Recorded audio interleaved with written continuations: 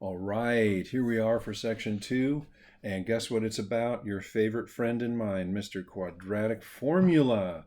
So the quadratic formula basically is a formula we would use to solve any quadratic whatsoever. And of course, if you're going to use it, remember, you got to have your equation in this form. What that is to say, you got the x term first, and then the x squared term first, and then the x term, and then you have the constant, okay? If it's in that form, you're ready to use the formula. I thought I might develop it. I don't know if you want to see me do that or not, but it looks something like this.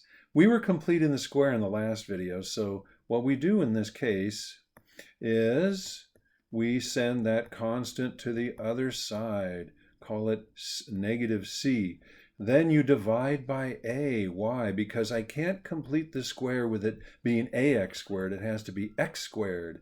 Then it's plus b over ax is equal to minus c over a. Then we do the game of what plus what equals that. Well, I'll tell you, if it's b over 2a and another plus b over 2a, if I just slice it in two, I get 2b over 2a, and therefore it's b over a.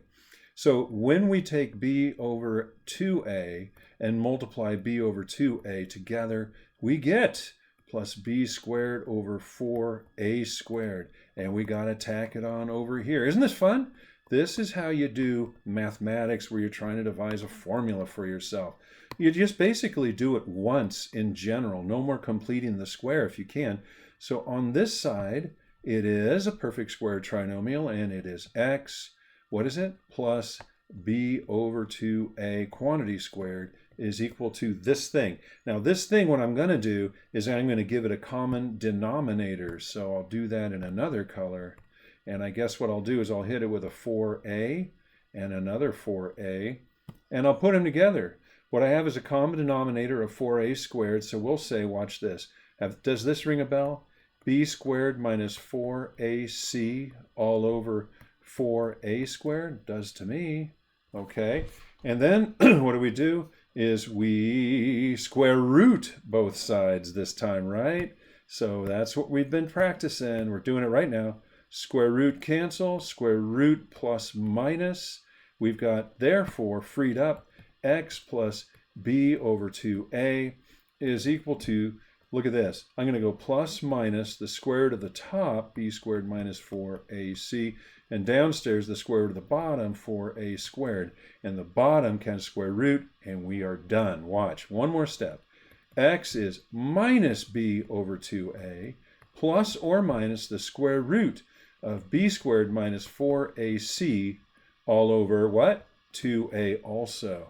Now, if you do the Weber method, this is how I like it, but you don't have to. You can put everything over 2a like it's written in the books. One time only, baby, and we're done with this one. Let's apply it to, like, I think I've got 3 examples here. You guys already know it, some of you. That's great. So what we do is we just apply the formula to solve this thing.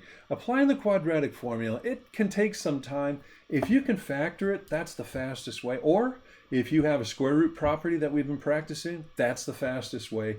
But sometimes it's just, the best way is this formula. It won't factor, and it's not in a nice form, so we just attack it.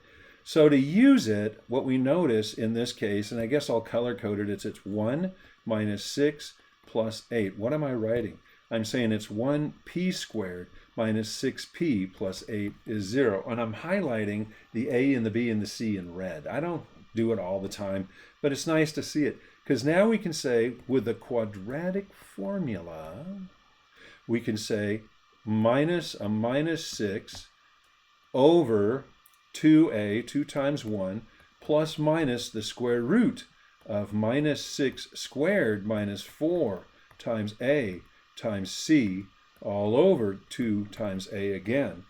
So on the left, we've got a 6 over 2, call it 3, plus minus, and here we have the square root of 36. Now listen, when you square b, when you do the b squared in here, people make this mistake all the time. That guy is always positive. Am I positive? I'm positive. Because when you square a positive, it's positive. When you square a negative number, a negative times a negative makes it positive. So of the mistakes I see, usually it's messing up on signs on this. Watch, this is going to be minus 32 all over 2. Well, that keeps going. So p is equal to 3 plus minus the square root of 4 over 2. So p is 3 plus minus 2 over 2. Guess what? It's 3 plus minus 1. You can split it up now. You can go, there's 3 plus 1, that's p. And you can say p is equal to 3 minus 1, and the answers are 4 and 2. This one actually, because I didn't get any radical left over, would have factored nicely. And if you look at this guy, you might have said, I could have factored that very quickly. You're right. This is what I'm talking about. You could have said this is just p minus 2 and p minus 4 is 0, and you get the same answer. So factoring is a great way to go if it factors. If it factors. All right, 2 more examples. You ready? You don't do this yourself? What do you have to do first? What do you got to do? That's right. You got to get it in this form. 3h squared minus 5h minus 4. Now you're good to go. Okay. Quadratic formula time. H is equal to, let's see, a minus 5, that's b, over twice a, which is 3, plus and minus also over twice 3, is the square root of minus 5 squared minus 4 times a times, watch the signs, c. So we're getting h is equal to 5/6 this time, plus minus the square root of 25, and that's a positive. Well, that's a big number. It's 12 times 4, I think, is 48. So plus 48 there, all over 6. All right, we're just about done. We've got 5/6 in the middle, and plus and minus left and right, the square root of 74, right? If I haven't made, 73, if I haven't made a mistake, all over 6, I think that's it. I don't think 73 goes anywhere. And so we will leave it like that. Square root of 73 is the square root of, well, sometimes when you get a square root, you're happy because if it square roots like this one did on the left, then you got some more steps to do, that's all. Okay? These are numbers, okay? These are 2 numbers. There's 5/6 plus the square root of 73, whatever that is, over 6. And the other one is 5 over 6 minus same. I want you to really emphasize with the newcomers, hey man, those are 2 answers, whatever they might be. Put them in a calculator, that's the answer. And here's the last one. Let's do this guy. Okay, so the quadratic formula is saying x is equal to minus a minus 2 all over 2 times 3. See how quick this can be? Over the plus minus the square root of minus 2 squared minus 4 times a times c. And all of that is also over 2 times 3. So x looks like it's 1/3. No, it's a 1/3 plus and minus the square root of 4, minus 12, all over 6. Well, we're seeing it's 1/3 plus minus the square root of negative 8 over 6. You got to live with that. Remember what you do? So we're going x is 1/3 plus minus. We take out the I, and we have the square root of 8 over 6, which is now going to become 1/3 plus minus 2 radical 2 over 6i. And ladies and gentlemen, here's your answer.